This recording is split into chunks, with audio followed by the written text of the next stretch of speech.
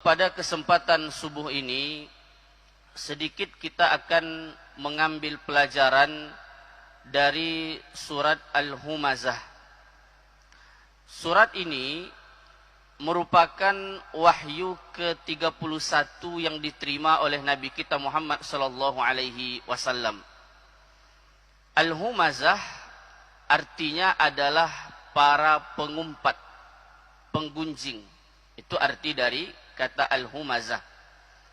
Allah Subhanahu wa taala berfirman, A'udzubillahi minasyaitonir rajim. Bismillahirrahmanirrahim. Wailul likulli humazatil lumazah. Celakalah bagi setiap pengumpat dan pencela. Kata-kata wailun itu artinya adalah kecelakaan. Ada yang mengartikan wailun itu merupakan nama untuk sebuah lembah di neraka. Maka kita kenal dengan nama lembah Wail atau neraka Wail. Sementara kata Al-Humazah itu berasal dari kata Al-Hamas. Al-Hamas artinya adalah mendorong atau dorongan. Maka oleh sebab itu ada doa yang diajarkan oleh Nabi sallallahu alaihi wasallam, Rabbi a'udzubika min hamazatis syayatin. Ya Allah, ya Rabb, aku berlindung kepadamu ya Allah min hamazat, dari dorongan-dorongan negatif yang dibisikkan oleh syaitan. Jadi al-hamzu itu dorongan, baik yang disebabkan, baik yang berbentuk fisik ataupun yang berbentuk kata-kata. Itu arti dari kata al-hamz. Namun yang dimaksud di dalam ayat ini, al-hamzu dalam ayat ini adalah, atau al-humazah dalam ayat ini adalah mengeluarkan kata-kata buruk terhadap seseorang. Itu yang dimaksud di dalam ayat ini. Dan biasanya ini dilakukan di belakang orang tersebut, tidak di depan mereka. Maka oleh sebab itu dalam istilah lain ini disebut dengan ghibah. Diambil dari kata ghaib yang artinya tidak nampak atau di belakang. Ghaib, ghibah. Lalu kata para sahabat, ya Rasulullah, bagaimana kalau seandainya apa yang kami bicarakan itu memang ada pada diri dia ya Rasul? Bagaimana kalau seandainya keburukan yang kami sampaikan itu memang ada pada dirinya ya Rasul? Maka kata Nabi, itulah ghibah itu. Menceritakan keburukan orang lain di belakang orang. Tapi kalau seandainya keburukan yang diceritakan itu tidak ada pada diri dia, maka sebenarnya dan sesungguhnya itu disebut dengan buhtan, kata Nabi. Kebohongan yang sangat besar. Masyarul muslimin, Bapak Ibu, sidang jemaah subuh yang dimuliakan Allah Subhanahu wa taala. Kemudian wailul likulli humazatil lumazah. Sementara kata lumazah, lumazah itu mengejek orang menggunakan gerakan tubuh. Kadang-kadang dengan kerlipan mata. Ada dulu, mohon maaf, presiden kita, salah seorang presiden kita, itu pernah yang matanya buta. Nah, banyak orang yang mengejek dengan kerlipan mata. Nah, menggunakan gerak-gerik tubuh. Itu disebut dengan al-lumazah. Beda dengan al-humazah. Kemudian, likulli, arti kata likulli, likulli artinya adalah setiap. Kita contohkan. Penumpang bis itu turun dari bis. Kira-kira semuanya ikut turun atau tidak? Bisa jadi ada yang tidak.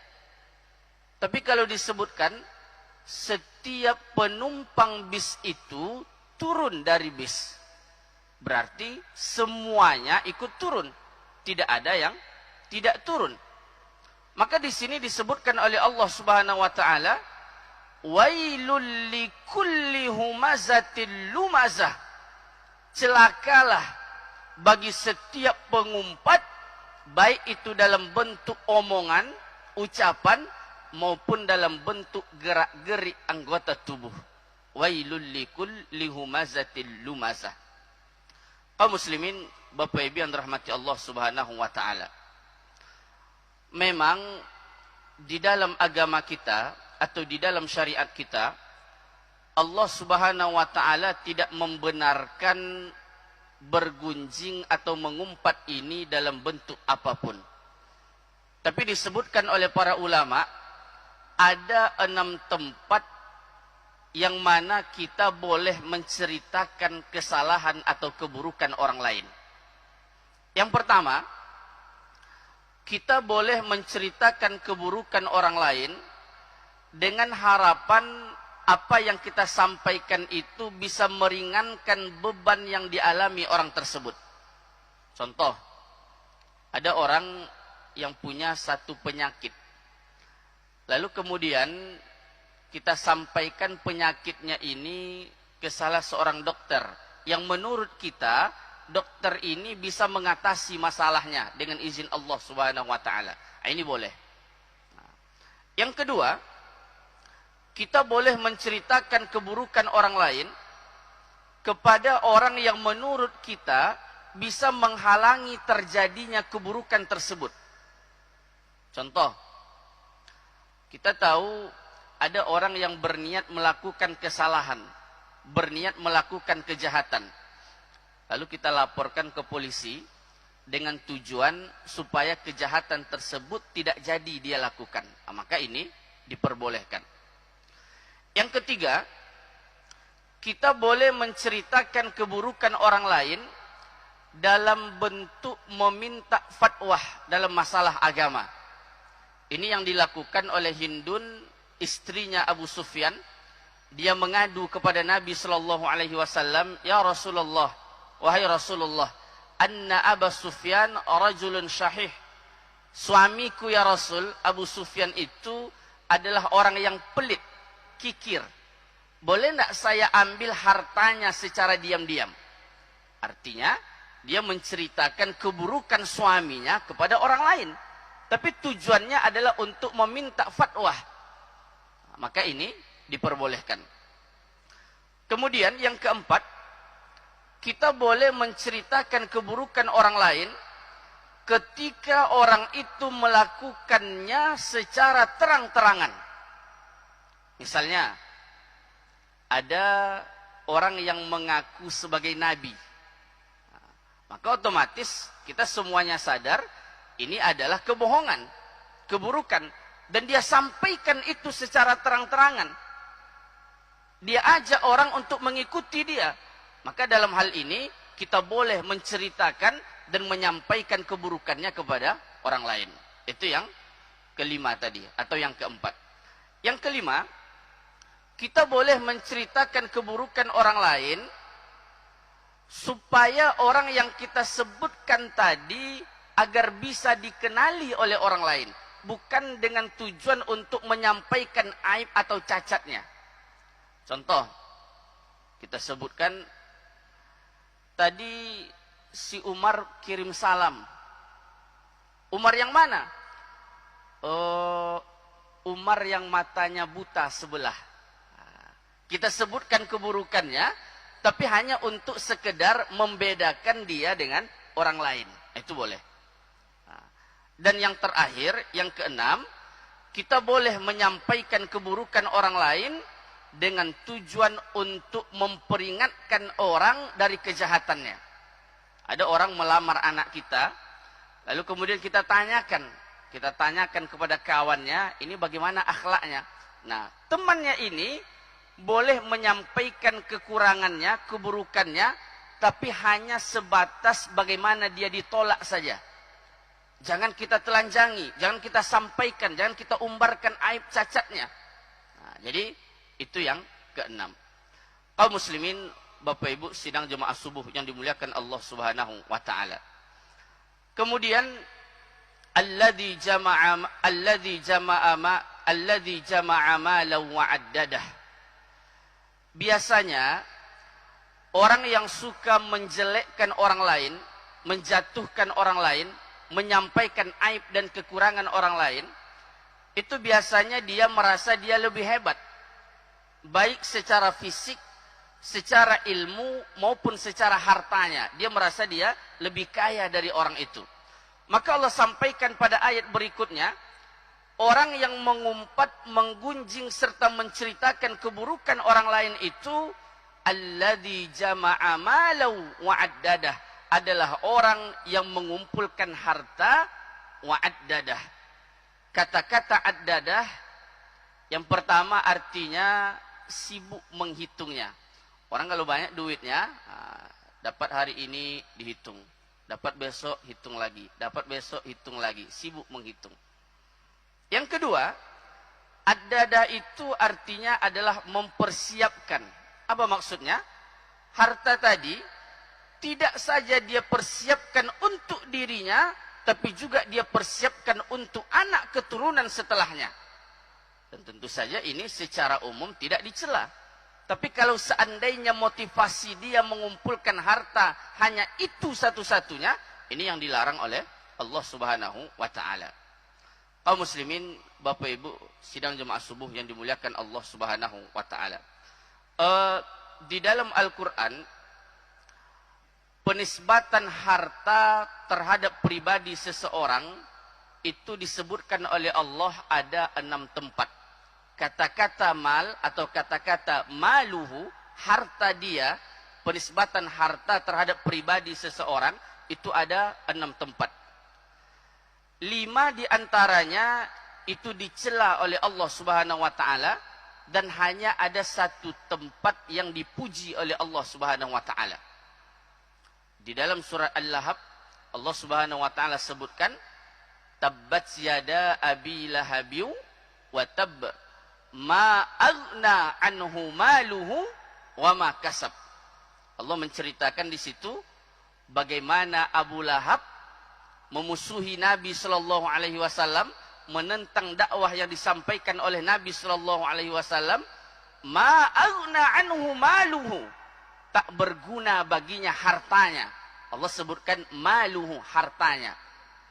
Ayat lain Allah sebutkan alladzi yunfiku malahu, orang-orang yang menginfakkan hartanya, tapi tujuannya apa?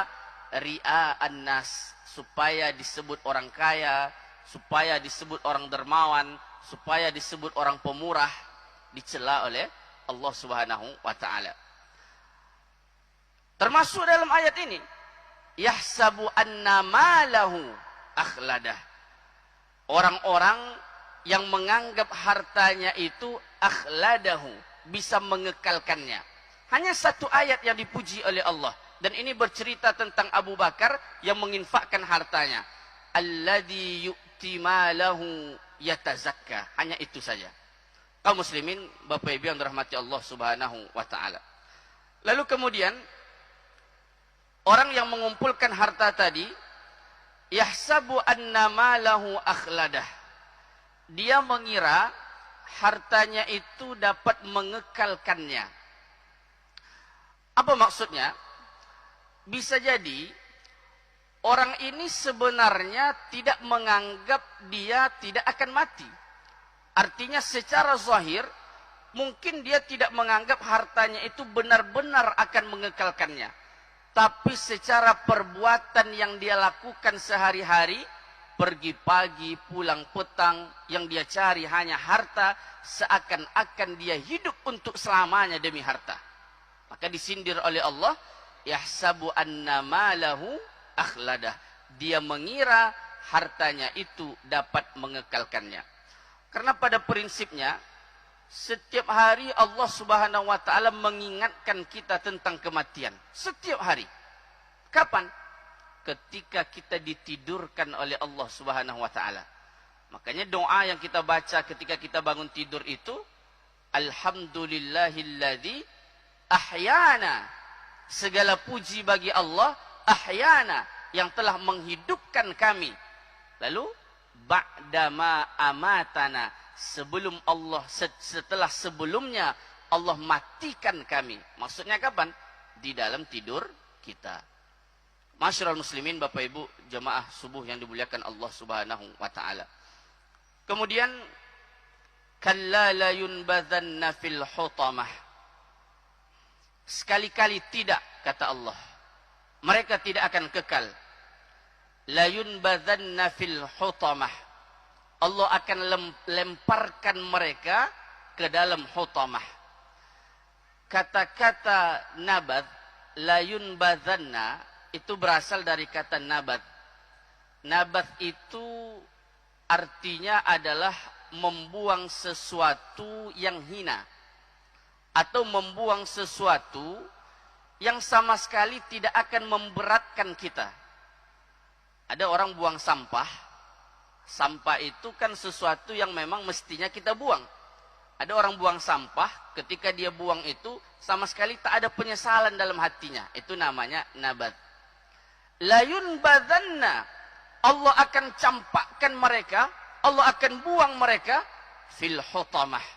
Hutamah akar katanya adalah hatamah, artinya adalah sesuatu yang menghancurkan. Sesuatu yang meremukkan atau menghancurkan, itu disebut dengan hutamah. Wa ma adraka mal hutamah. Dan tahukah kamu apa yang disebut dengan hutamah itu? Di dalam Al-Quran, ketika ada kata wama adraka, itu Allah memberi isyarat kepada kita dan menyebutkan bahwa sesuatu itu adalah sesuatu yang tidak bisa dijangkau oleh akal kita. Setiap ada kata wama adraka di dalam Al-Quran, kalimat setelahnya pasti Allah sedang menceritakan kepada kita tentang sesuatu yang tidak bisa dijangkau oleh akal kita. Contoh, Allah bercerita tentang surga. Allah katakan, "Wama adraka ma 'illiyun." Tahukah kamu apa yang disebut dengan 'illiyun itu? Surga. Dalam ayat lain, "Wama adraka ma tariq." Kenapa menggunakan kata adraka? Karena tarik, bintang, jauh. Kita tidak tahu bagaimana hakikat bintang itu, bagaimana mestinya. Atau bagaimana sebenarnya hakikat bintang itu. Termasuk dalam ayat ini. Wama adraka mal hutamah. Tahukah kamu apa yang disebut dengan hutamah itu? Neraka. Karena sampai hari ini, tak ada seorang pun yang bisa memastikan bagaimana sebenarnya ngerinya dan dahsyatnya azab yang disiapkan oleh Allah Subhanahu wa taala di dalam api neraka. Yang ada di dalam Al-Qur'an itu kalimat seperti. Seperti kan tidak sama. Kemudian narullahil muqadah.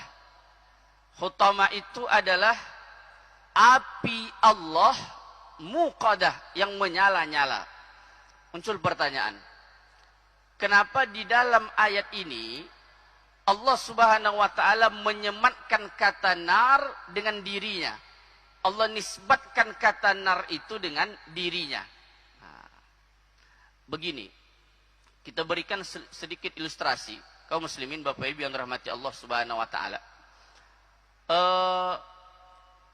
Orang itu pergi ke rumah orang miskin.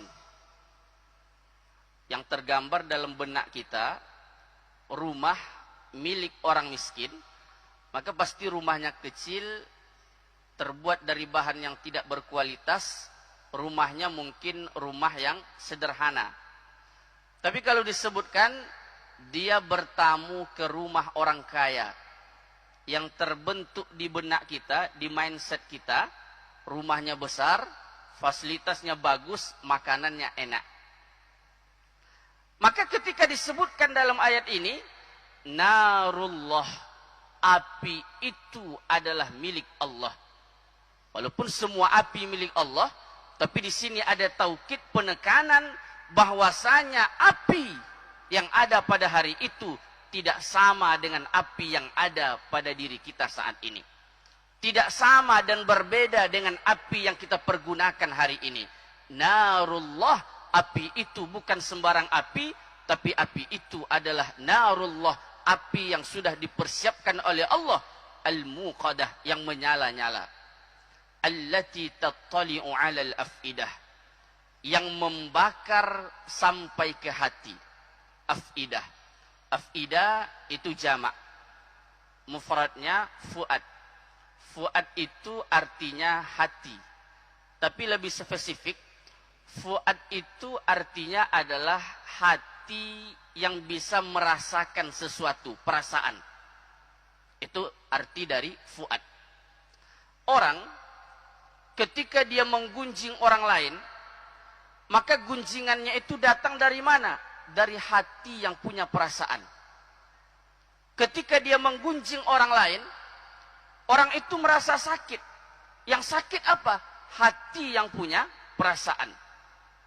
Maka disebutkan oleh Allah, narullahil muqadah, akan disiapkan oleh Allah api yang menyala-nyala, allati tattali'u 'alal afidah, yang membakar sampai ke hatinya. Dan wajar. Orang kalau menceritakan aib orang lain, hati orang itu sakit. Maka sebagai balasannya nanti kata Allah, Allah akan bakar hatinya. Karena dia di dunia sudah menyakiti hati orang lain. Kemudian, innaha 'alaihim muqsadah. Sesungguhnya api itu ditutup rapat untuk mereka. Ibu-ibu biasanya di rumah kalau masak kue itu kan pakai oven. Kalau kue dimasak dengan biasa, cara biasa, itu nanti matangnya tidak sampai ke dalam. Maka kalau masak pakai oven, kalau masak kue, kenapa? Supaya matangnya sampai ke dalam. Maka nanti neraka yang dipersiapkan oleh Allah bagaimana? Innaha 'alaihim muqsadah, tertutup dalam sebuah ruangan, tidak ada celah sehingga panasnya menjadi sempurna, masak sampai ke dalam-dalamnya. Fi 'amadim mumaddadah, dan sedangkan mereka diikat pada tiang-tiang yang sangat tinggi. Sudahlah mereka dimasak di dalam sebuah ruangan yang berbentuk oven, tidak bisa udara itu keluar, semua panasnya merata sampai ke dalam.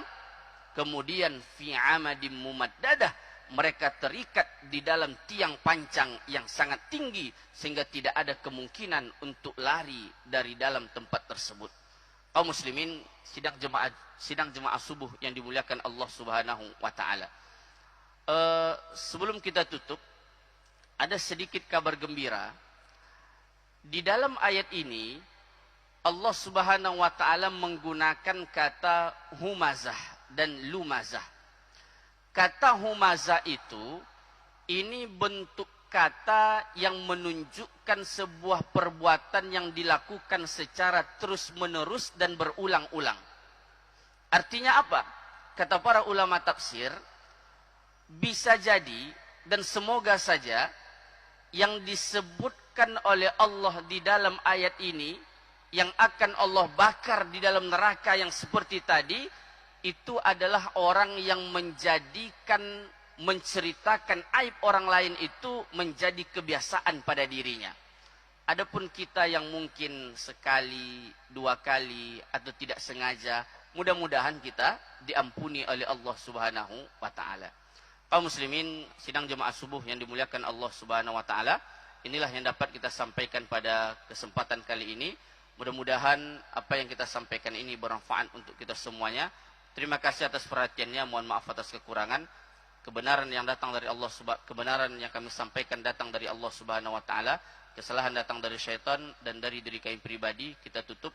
Subhanakallahumma bihamdik, asyhadu an la ilaha illa anta astaghfiruka wa atubu ilaik. Assalamualaikum warahmatullahi wabarakatuh.